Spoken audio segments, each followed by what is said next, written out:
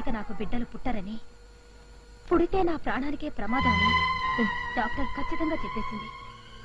మీ ప్రేమకు దూరమైనా కనీసం నా బిడ్డలు చూసుకుని బ్రతికే అవకాశం కూడా లేనప్పుడు నేను ఇక్కడ ఉండడం అనవసరం. లేదండి, ఇంకా నేను మీ భారీ స్థానంలో ఉండి మీ సంతోషానికి అడ్డు రావడం ఇష్టం లేకనే నేను మా ఇంటికి వెళ్ళిపోతున్నాను. నో కీర్తి, నో, నువ్వు వెళ్ళడానికి వీల్లేదు. నన్ను నేను తెలుసుకోకుండా తప్పు చేశాను. ఇంతకాలం నా సరదాలు సంతోషం కోసమే పరుగులు తీసి నేనొక భార్యకు భర్తనని, నన్నే నమ్ముకున్న భార్యకు నేను ద్రోహం చేస్తున్నానని గ్రహించలేకపోయాను. తీరా తెలుసుకునేసరికి నువ్వొక మోసపోయిన భార్యగా జీవితాంతం గొడ్రాలిగా మిగిలిపోయావు.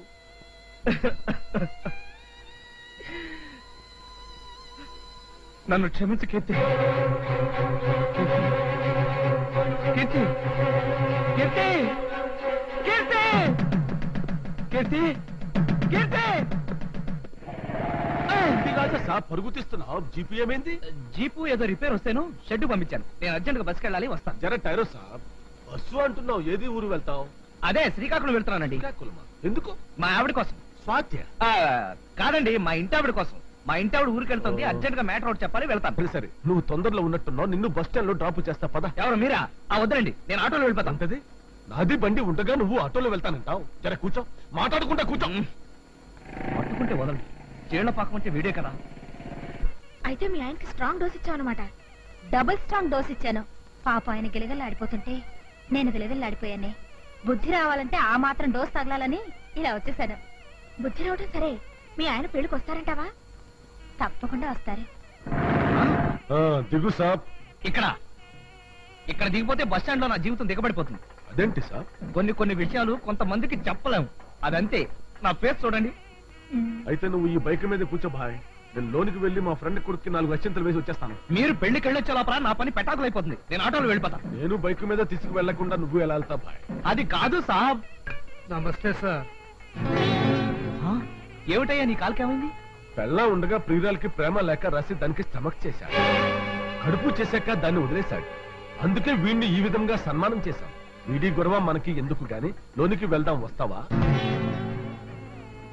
వీడి పొజిషన్ చూసాక కూడా ఎందుకు రానంటాను. రండి వెళదాం. స్వాతి, స్వాతి, స్వాతి, ఆయన వచ్చేసరే. అయితే ట్రీట్మెంట్ మొదలు పెట్టు. రాజా సార్, వీడిని చూస్తుంటే కడుపు మండిపోతుంది. పెళ్ళాన్ని మోసం చేసినందుకు ఒక కాలు తీసేశాం. ప్రియురాల్ని మోసం చేసినందుకు 2వ కాలు తీసేస్తే ఎలా ఉంటుంది సార్? ఖాన్ సాబ్, ఈ ప్రశ్న మీరు నన్నే అడగాల. పైగా నేను అర్జెంట్ గా బస్ స్టాండ్కి వెళ్ళాలి.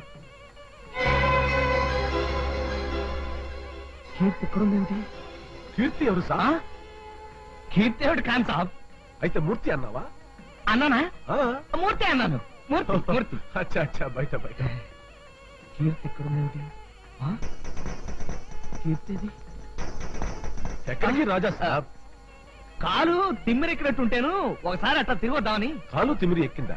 చూసావా, కాలు ఉంటేనే బాధలన్నీ. వాడికి ఆ బాధే లేదు. పుల్లూటు వాయించి నా పిల్లలకే లైట్ కొట్టాలని చూస్తావురా? చెప్తా.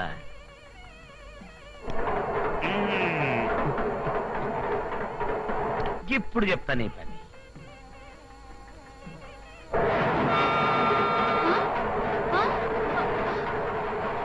ఏమైందయ్యా నీకు?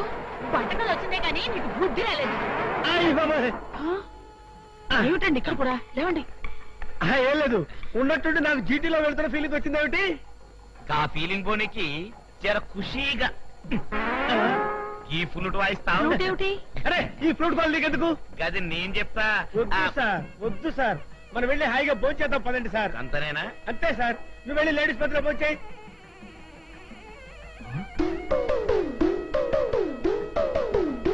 ఆ చూపేంట్రా, కొట్టనట్టు.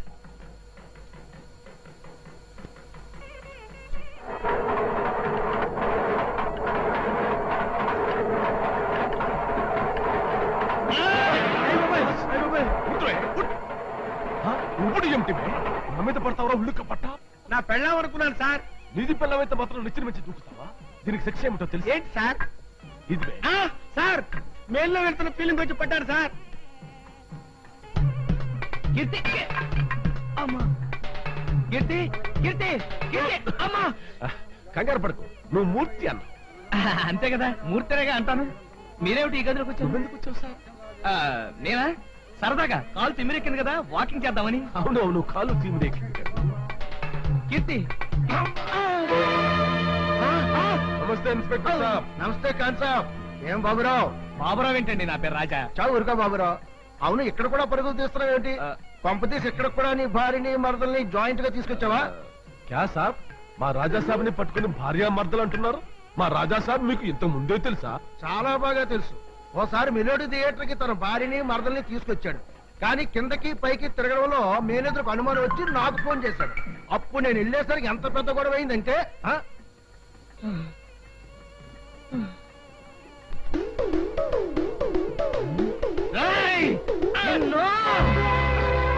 కీర్తి కీర్తి ఏం జరిగిందంటే ఏంటి రాజా సాబ్, అమ్మాయి మీద పట్టుకున్నావు? I will arrest you.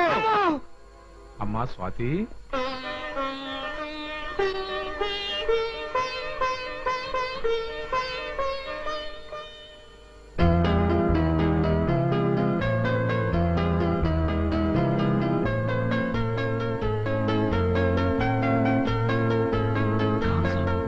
మీరు చెప్పేది నిజమా? అవును సాబ్, జరిగిందంతా నాకు స్వాతి బాయన కీర్తి బాయన చెప్పారు. అసలు నిన్ను ఈ పెళ్లికి తీసుకురమ్మన్నది కీర్తి బాయనే. తప్పుదారిని నడుస్తున్న నీకు బుద్ధి చెప్పడానికి వీళ్ళిద్దరూ కలిసి ఈ నాటకం ఆడారు సార్. పెళ్లికి ముందే సినిమాలకి షికార్లకి తిరిగి అబార్షన్ చేయించుకున్న ఈ నీతి మాలిన దాన్ని నేను కోడలుగా చేసుకోవటమా? వీల్లేదు, ఈ పెళ్లి జరగదు.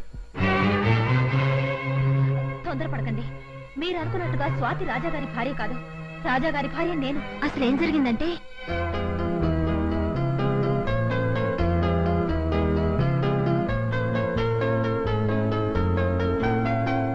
చెకప్ చేశారా? చేశాను సార్. ఇప్పుడు ఆవిడకి 4వ నెల.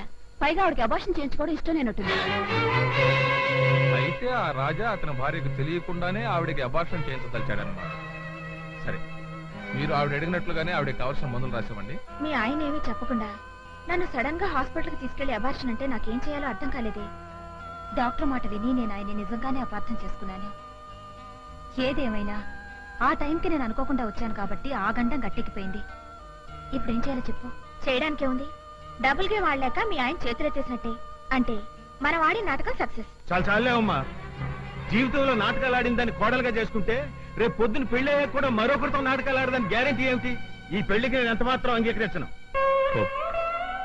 పీటల మీద పెళ్లి ఆపించి నా కూతురు బతుకు నాశనం చేయటం మీకు భావ్యం కాదు. ఏమిటయ్యా భావ్యం కాదు? నీకు బాగా డబ్బు లేకపోయినా కాస్త పరువు అయినా ఏడ్చింది అనుకున్నాను. ఆ పరువు కూడా ఆడనప్పుడు నీతో నే సంబంధం కలుపుకోవడం ఏమిటి? రండి సార్. వదలమ్మా. ఏమిటమ్మా ఇదంతా? ఏమిటి చెప్పు. నీకోసం ఇది నాటకాలు ఆడటం ఏమిటి? అందువల్ల నీ కాపురం బాగుపడి తిని పెళ్లి ఆగిపోవడం ఏంటి? ఏమిటమ్మా ఈ న్యాయం?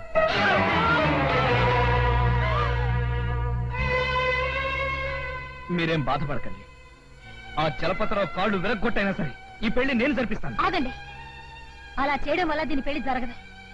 జరగకపోతే వారం రోజులు తిరగకుండా ఇంతకంటే మంచి సంబంధం తీసుకొచ్చి పెళ్లి చేస్తాను. జరిగింది తెలిసాక వాళ్ళు మాత్రం చేసుకుంటారా?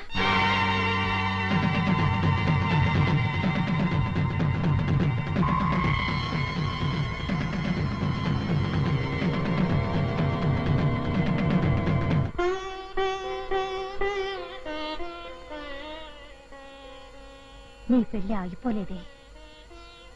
ఈ ముహూర్తానికే జరుగుతుంది. నిన్ను పెళ్లి చేసుకోబోయేది కూడా మరెవరో కాదు, మా ఆయనే. అవునండి. నాతో జోక్ చేస్తున్నావా? నేను కాదు, ఆ భగవంతుడే మన ఇద్దరితో జోక్ చేశాడు. తెలుసో తెలియకో ఒకప్పుడు నేను నీకు నాకు ఒకే మంచం ఒకే కంచం ఒకే భర్త అని అంటుండేదాన్ని కదా. ఆ మాటనే ఇప్పుడు ఆ భగవంతుడు నిజం చేశాడు. నీ స్నేహితురాలి పెళ్లి చెడిపోయిందన్న బాధతో అలా అంటున్నావు గాని ఈ పెళ్లికి చట్టం అంగీకరించదమ్మా. చట్టం? మా ఆయన మీ అమ్మాయి వెంట తిరిగినప్పుడు అడ్డురాని చట్టం, దీని పెళ్లి చెడిపోతుంటే అడ్డురాని చట్టం, నేనిచ్చే పరిష్కారానికి మాత్రం ఎందుకు అడ్డొస్తుంది బాబాయ్? నువ్వు తొందరపడుతున్నావు కీర్తి. లేదే, అన్నీ ఆలోచించే ఈ నిర్ణయానికి వచ్చాను. నా కాపురాన్ని నిలబెట్టడానికి నీ జీవితాన్నే పణంగా పెట్టి నాటకం ఆడావు. అలాంటిది ఇప్పుడు నీ జీవితాన్ని సరిదిద్దాల్సిన బాధ్యత నాది కాదా? నువ్వు చెప్పింది నిజమే కావచ్చు, కానీ దానికి ఇదే మార్గం. చూడండి, మీరు మరో స్త్రీని పెళ్లి చేసుకుంటే బాధపడాల్సింది నేను. అలాంటి నేనే ఈ నిర్ణయం తీసుకున్నప్పుడు మీకు అభ్యంతరమే ఉంది?